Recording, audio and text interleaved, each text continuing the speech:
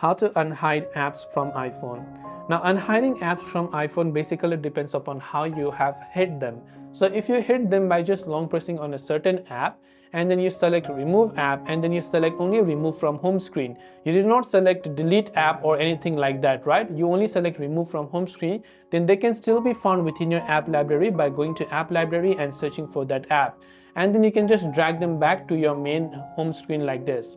But otherwise, if you actually went ahead and then removed them in a different matter, so if you hid them specifically, so I'm talking about if you long press on certain message and you tap on require face ID and you select hide and require face ID, then you'll find them still on your app library, but you have to scroll down and go to this hidden section. From hidden section, verify your face ID like this, and once you've verified your face ID, you'll find the hidden apps, long press on a certain app, and you can select don't require face ID and unhide it in that process.